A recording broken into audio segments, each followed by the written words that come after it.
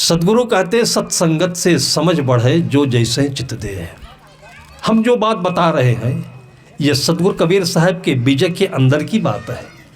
साहब कहते मूल गहे ते काम है तय मत भरम भुलाओ, मन सायर मनसा लहर बहे तो मत जाओ। ये संसार समुद्र है, लोगों का मन समुद्र है।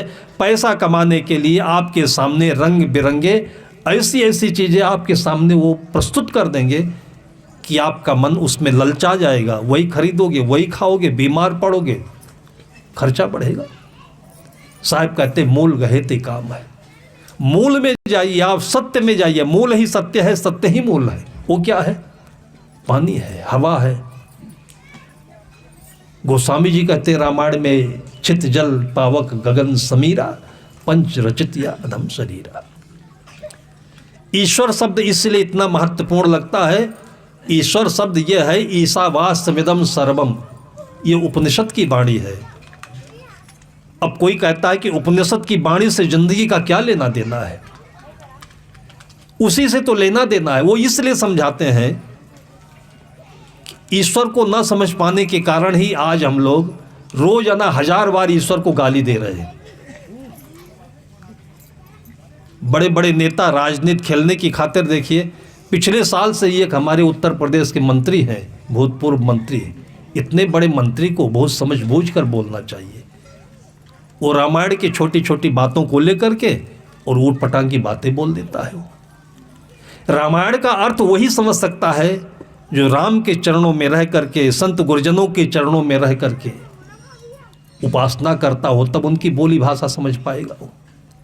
भाई हम MBBS डॉक्टर के पास जा करके उसकी भाषा हम कैसे समझ पाएंगे? हमें कुछ समय तो पढ़ना पड़ेगा। वो कर रहे नेतागिरी और कर रहे रामायण का अर्थ, वो समाज को भड़का रहे, बेवकूफ बना रहे। छोटी छोटी बात को लेकर मुख्य बात यह है, जातिवाद की बात है। यदि रामायण में जातिवाद होता तो रामायण के मूल रचयिता कौन है? सदगुरु कहते मूल गहे ते काम है। रामायण के मूल रचयिता कौन? आदि कवि महर्षि वाल्मीकि है। वाल्मीकि कौन जात के थे? अगर हमारे भारतीय समाज में जाति पक्ष होता तो वाल्मीकि भंगी को कहते हैं, और पूरे भारतीय समाज में हर हिंदू अपने सिर पर रखता है वाल्मीकि को। और अब आप जातिवाद के नाम पर भड़का रहे लोगों को। वशिष्ठ कौन जाति के होते हैं जिनको राम ने गुरु कहा, और आज तक सारी परंपरा वशिष्ठ को अपना जीवन का आदर्श मानती है, उनके दिए हुए उपदेश पर फॉलो कर रही है। दोस्तों, मेरी तरफ से आपको एक उपदेश पर फॉलो कर रही है, और इसलिए कहते हैं तय मत भरम भुलाओ, मूल गहे ते काम है तय मत भरम भुलाओ। हम लोग भी उसी जात में बह जाते हैं। जाति नाम की कुछ भी चीज नहीं। सदगुरु कबीर साहब कहते हैं कि गुणिया तो गुण ही गाय, निर्गुणिया गुण ही गिनाए। मानुष तेरा गुण बड़ा, मांस नावै गाज। एक तरफ मनुष्य भी देख रहे हैं, दूसरी तरफ जाति में विभाजित भी कर रहे हैं। गुण ही सबसे बड़ी जाति होती है। आपके पास में मन की उदारता है, हृदय की निर्मलता है, तो आप वाल्मीकि हैं, वशिष्ठ हैं, राम हैं, कृष्ण हैं, महावीर हैं, बुद्ध हैं, कबीर हैं। तन मन दोनों का जो स्वास्थ्य है वो अध्यात्म में निहित है, अध्यात्म के सूत्रों में निहित है। जितने भी संत हैं उन्होंने इतने विगलित होकर के, द्रवित होकर के कि सारा संसार सुखी हो जाए, जो आनंद उनको मिला, जो परमानंद मिला, पायो जी मैंने राम रतन धन पायो। ये कब कहा उसने? एक मीरा ने इसको कब कहा? आप कभी मेवाड़ की तरफ जाइए, उसका महल देखिए। जिस महल में आभूषणों से लदी रहती थी और सैकड़ों सेविकाएं उसकी सेवा में पीछे पीछे चलती थी, तब वो बेचैन थी। और जब ये सब छोड़ा, थोड़े ही दिनों में उसने गृहस्थी का सार पा लिया।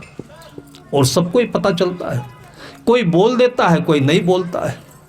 इसलिए हर माँ बाप से मैं निवेदन करता हूँ कि अपने कम से कम बुढ़ापे में बच्चों को गोदी में रख करके अपनी ज़िंदगी की कठिनाइयों को थोड़ा बता दिया करिए कान में उसके। आपने सुख पाया कि दुख पाया? छिपाते हो उसको, अपनी अंगूठी दिखाते हो सोने की। सोने की अंगूठी से सुख थोड़ी मिला, अंदर में भी कुछ सुख है कि नहीं है, वो बात कोई बताता नहीं है। रामायण वही बात है। वाल्मीकि जी ने अपने जिंदगी में देखा होगा, परिवारों में देखा होगा, और उसको एक रामायण के आदर्श में गूंथ करके आज बता दीजिए कोई मंथरा है कि नहीं है, कैकेयी है कि नहीं है। आज भी तो विभीषण है, रावण है, सब कोई तो है। इसलिए रामायण जो है वो सार्वजनीन है, सार्वभौमिक है, सब परिवार में होता है जो चरित्र दिया गया है। और रामायण का सच्चा अर्थ है कि एक माँ कम से कम शाम को बैठ करके, मैं मानता हूँ कि बेटा यहाँ नहीं है, कोटा में है ना, अमेरिका में है ना, तो शाम को एक बार टेलीफोन से बातें ही कर लिया करो। बेटा मैंने बहुत मेहनत किया है। बेटी तो अपने ससुराल में ये माँ कहेगी तो बेटी को कोई रोक नहीं सकता है बुलंदता पर जाने में। कोई बताता नहीं है। बताता क्यों नहीं है? एक गले में जहर अटका हुआ है अहंकार का। जैसे आपने नीलकंठ देखा हुआ है ना, उसका गला नीला नीला होता है, और इसको भगवान शंकर भी कहते हैं। वो हमारे सामने दृष्टांत हमारे मनुष्यों ने इसलिए रखा है कि सबके गले में यही अटका हुआ है, इसलिए अंदर की बात बाहर बोल ही नहीं पाता है। साधु संत घर में आते हैं कि अपना दुख दर्द चुपके से बता दीजिए। कविवर रहीम कहते हैं कि रहीमन निज मन की व्यथा मन ही राखो गोए, सुनी अठलई हैं लोग सब बांट न लई हैं गोए। मित्रों से मत बताइए, दुनिया से मत बताइए, किसी से मत बताइए, माता से, पिता से, गुरु से मत छिपाइए।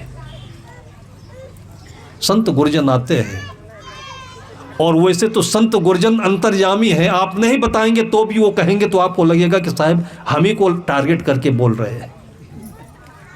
किताबों को पढ़ करके कितने लोगों ने हमारे पास फ़ोन किया कि ऐसा लगता है कि साहब ये किताब तो आपने मेरे लिए ही लिखी है, लगता है आप कहीं देख रहे थे। संत तो अंतर्यामी होते हैं, लेकिन संत से कोई बात छिपानी नहीं चाहिए। संत को नहीं बताते हैं। अभी यही छत्तीसगढ़ में 2-3 साल पहले की अपनी ज़िंदगी की घटना का अनुभव बताता हूँ। जब मंच पर आना होता है तो पानी दिन भर पीता रहता हूँ, तो 1-2 घंटे में लक्ष्मणका जाना पड़ता है। हमारे बच्चों को स्कूल में हमारे जो शिक्षक शिक्षिकाएं हैं मना करती, डांटती है। दिल्ली में मैं बताया कि पानी ज़्यादा पीना चाहिए, तो बेटी बोलने लगी कि मैडम हमको मारती है ज़्यादा पानी पीती हो तो। बोलती पानी ज़्यादा मत पीना। मैंने कहा क्यों? कहा बार बार बाथरूम जाना पड़ेगा, तो अस्पताल जाना पड़ेगा। वो नहीं बताती, ये उल्टी छाया है। तो मंच पर आने से पहले मैं बाथरूम गया, बुलाने वाले दूर खड़े थे। बाथरूम अंदर चला तो गया, लेकिन बाथरूम में जो दशा मैं देखता हूँ आप लोगों को बताता हूँ, आप लोग भी थोड़ा ध्यान दीजिएगा कि जो उसके दरवाजे लगे होते हैं प्लास्टिक के होते हैं, बड़ा हल्का होता है। एक जगह छेद होता है, धीरे धीरे फैल जाता है तो उसकी कुंडी निकल जाती है। थोड़ा मजबूत करना चाहिए। बाथरूम जैसी जगह बहुत ही नाजुक होती है, उसमें बाहर फंस जाए आदमी तो कमरे में बेड में लेटा रहे बैठा रहे तब तो चलेगा, बाथरूम में फंस जाए तो क्या करेगा। अब उस बाथरूम में मैंने ध्यान नहीं दिया, अंदर जा कर के बंद कर दिया। लक्ष्मणका होने के बाद देखा तो कुंडी इसकी पहले निकल चुकी थी, और ऐसे जाम हो गया था कि अब उसको हम खींचे कैसे। रस्सी लगी हो, उसमें कुछ कुंडी लगी हो तो खींचे, अब पकड़ने की कोई चीज़ें नहीं थी उसमें। हम भी चूक गए। अब बाहर खड़े लोग प्रतीक्षा कर रहे हैं, मंच पर बार बार हमारा नाम आवाज़ दे रहे हैं। किसी को नहीं पता कि महाराज जी वहाँ बाथरूम में खड़े हैं। बड़ी मुश्किल हुई। फिर धीरे धीरे धीरे धीरे बहुत देरी लगी, तो खैर अंदर से जुगाड़ करके ये छोटी उंगली उसमें छेद में जो बोल्ट नट जाता है उसमें लगा करके मैंने बहुत टाइट करके जब खींचा तब खुला। फिर मैं आया, फिर अपने साथी से बताया कि भाई देखो सावधान रहना, बाथरूम में जाना तो कुछ इंतजाम करके जाना। उसने कहा साहब फंस गए थे? मैंने कहा हाँ। बोला साहब मैं भी फंस गया था। मैंने कहा आप बताइए, पहले क्यों नहीं बताए? फिर जितने साथी को मैंने बताया, इसलिए बताया कि कोई साथी फंसे नहीं, और सब फंस चुके थे एक बार। फिर उस दिन मैंने उस मंच पर, भरी मंच पर मैंने देरी होने का कारण यही बताया। और आप लोगों से भी इसलिए बताता हूं कि आप लोग भी चौंकना नहीं, अपने बच्चों को अपनी बात बताना जरूर, न बाथरूम के सही, अपनी जिंदगी की बात बताइए। ये तेल आपको ऑर्डर करवाना हो, ड्रिंक। यही सबसे बड़ी कथा है। बहुत सारी चीज़ें हम लोगों ने अपने घर में देखी हैं, अपने परिवार में देखी, पड़ोसियों में देखी, और देख करके उलझे नहीं, उसको गलत दृष्टि से नहीं देखें। देखना भी सही देखना होना चाहिए, जिसको दृष्टा का अभ्यास कहते हैं, जिसको ध्यान कहते हैं। और हम देखते हैं तो आलोचनात्मक नज़र से देखते हैं, टीका टिप्पणी की नज़र से देखते हैं और खुश होते हैं। किसी के घर में झगड़ा होता है, हम खुश होते हैं। उसको आप रामायण के अर्थ से देखिए, ये रामायण का अर्थ घटित हो रहा है। द्वेष नहीं होना चाहिए, किसी के घर से राग नहीं होना चाहिए, अपने घर में भी राग द्वेष नहीं होना चाहिए। मन में काम, क्रोध, लोभ, मोह, जिसको हम मनोविकार कहते हैं, ये एक बादल है। इनका कोई स्थायी रूप नहीं होता है। लेकिन किसी को गुस्सा आता है तो उसको देख करके हम लोग भी गुस्सा हो जाते हैं। उसके मन में गुस्सा आया और चला गया, लेकिन हम गुस्सा हैं पूरी जिंदगी भर के लिए। छोटी छोटी बातें लोग बोल देते हैं और वो बोल करके भूल जाता है, और हम लोग ऐसा करते हैं कि उसी को मूल मंत्र बना लेते हैं। अभी कबीर साहब की साखी नहीं याद है, रामायण की चौपाई नहीं याद है, लेकिन उससे कहते हैं कि तुम 6 साल पहले हमको यह बात कहे थे, अभी मैं भूल नहीं पाया हूँ। लगता है कि बहुत बड़ा जप कर रहे हैं इसी का। ये आपको प्रकृति ने भूलने की भी एक योग्यता दी है। भूलना भी जीवन की एक बहुत बड़ी कला है, और उस चीज़ का आप उपयोग क्यों नहीं करते? ऐसी चीज़ों को याद रखने से नुकसान किसका हो रहा है? जिसने आपको गाली दिया था, जिसने आपके प्रति टीका टिप्पणी की थी, हो सकता है कि उसको याद ना हो, उसको पता ही ना हो। और इतनी छोटी छोटी बातों को अपने इस पवित्र मन के लिए और आप रख रखे हो। घर में आपने ग्रेनाइट लगाया, आपने घर में इतने सुंदर टाइल्स लगाए हैं, और बाहर से ला करके कूड़ा उसमें रख देते हो। उस टाइल से और ग्रेनाइट से सुंदर आपके भीतर का अंतःकरण है, जिसको मन कहते हैं। तेरे पूजन को भगवान बना मन मंदिर आलीशान। इस मन को मंदिर बना करके और इतना सुंदर बनाइए कि लोगों के सद्गुणों से, लोगों की अच्छी जीवन शैली से, लोगों के चरित्र से, संत महापुरुषों की कथाओं से इसको सजा दीजिए, और कभी दुख नहीं होगा, कभी असफलता नहीं होगी। वही आपको भीतर से संचालित करता रहेगा, जिसको आप गीता कहते हो। कर्म क्षेत्रे कुरुक्षेत्रे, वो गीता कौन सी है? जो गाने योग्य होती है, जो कविता गाने योग्य होती है, उसको गीता कहते हैं, छंद कहते हैं। और आपका जो जीवन है ये कुरुक्षेत्र है, कर्म क्षेत्र है, और इसमें आपको हमेशा लड़ते रहना पड़ेगा, लड़ते रहना पड़ेगा। गीता में कहा गया कि ये कर्म क्षेत्र है, कौरव और पांडवों की हमेशा लड़ाई होती रहती है। वही गीता को आप मैच करिए तो सदगुरु विशाल देव ने कहा है कि अरि रण में संग्राम लखे। वो कहते हैं कि आपका ये जो जीवन है ये अरि क्षेत्र है, दुश्मनों का क्षेत्र है। रण ही तजे दुख घेर। आप इसमें आराम से रहने की अगर सोचेंगे तो चारों तरफ के दुश्मन आपके ऊपर तुरंत अटैक कर देंगे। कौन से दुश्मन है? किसी का बढ़िया घर देखा और आपको लालच लग गया, ये दुश्मन है आपका। आपको मैं बताऊं, काठमांडू हम लोग जाते हैं तो रास्ते में चितवन जंगल पड़ता है। इंटरनेशनल होटल है जिसको टाइगर टप्स नाम से जानते हैं लोग। लगभग 1000-10,000 एकड़ का वो जंगल होगा।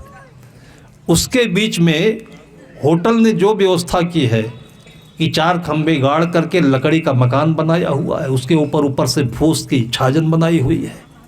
रात में जलने के लिए टिमटिमाते हुए दीप रख देता है, और खाने के लिए ये मोटे आटे की रोटी भेज देता है और पत्तियों की भाजी भेज देता है। पानी रख देता है। उतनी व्यवस्था भर के लिए रात भर में कम से कम 5,000 10,000 डॉलर देता है वो आदमी रहने वाला। और उसी फूस और लकड़ी के घर में यहाँ गांव में जो कोई रह रहा है, छाती फटी जा रही है, क्योंकि दूसरे का वो महल देख लिया, ग्रेनाइट देख लिया, टाइल देख लिया। ऑस्ट्रेलिया से, जापान से, विदेशों से लोग अच्छे अच्छे महल को छोड़कर आते हैं, टाइगर टफ्स के उस फूस की झोपड़ी में रहते हैं और 10,000 डॉलर देकर जाते हैं। इसलिए बताता हूं कि आप जिस घर में रह रहे हो उससे अच्छा घर है वो। क्या दिक्कत है?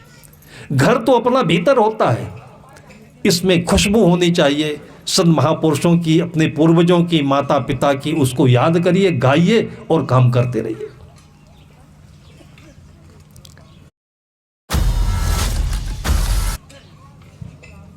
संत महापुरुषों की भाषा जो होती है, उस भाषा को अपना मूल मंत्र बना लीजिए। वो भाषा क्या है? उनकी सुरति है, उनका ध्यान है। उनको एक बार याद करोगे तो ये सारी बातें आपके सामने आ जाएंगी। ऐसी बात नहीं है आप ये 2 दिनों में जो कुछ भी संत लोग बोल गए हैं, कल को पता नहीं याद हो कि ना हो। लेकिन इसका मूल बटन क्या है? स्विच क्या है? ध्यान है। ध्यान क्या है? उनकी सुरति याद कर लीजिए और उसके बाद देखिए कि धीरे धीरे धीरे धीरे सारी बातें आपके जीवन में आती चली जाएंगी, कहीं गलत नहीं होगा। एक बार संत को याद कर लेंगे तो किसी के प्रति रिस है, राग है, द्वेष है, कुछ गलत करने जा रहे हैं, तिरोहित हो जाएगा, तुरंत ब्रेक लगेगा उस पर। और बाकी मन के विकारों को दूर करने का कुछ भी उपाय नहीं, कोई दवाई नहीं है। हाँ, जब ये अत्यधिक हो जाते हैं विकार, आउट ऑफ कंट्रोल हो जाता है आदमी, जिसको पागल कहते हैं, क्रैक कहते हैं, और तब फिर एक दवाई आती है जिससे आदमी सोता है। और जब दवाई दी जाती है फिर 1 महीना 2 महीना ठीक से सोता है और ठीक से जगता है, तब जा कर के उसका दिमाग सही होता है। अंत में वही पहुंचना पड़ेगा। इसलिए आज बगैर दवाई की आप लोग सो रहे हो तो बच्चों को सोने से कभी जगाना नहीं। अगर नींद पूरी नहीं होती है तो शाम को जल्दी अंधेरा कर दो, घर में जल्दी खाने पीने का काम कर लो और उसके बाद सो जाओ। जितना आप दिन में कमाते हैं, आपकी नींद उससे ज़्यादा महंगी है। यह नहीं समझिए कि पैसा ही पैसा होता है। इसलिए इसका नाम सोना है। Sleeping is the gold. अच्छी नींद आती है तो सोना आपके साथ में है। अच्छी भूख लगती है तो भोजन ही आपका मलाई है, मक्खन है, गुलाब जामुन है, रबड़ी है, सब कुछ वही है। भूख तो लगनी चाहिए। हमको अहमदाबाद में 2-3 मारवाड़ी के बेटे मिले।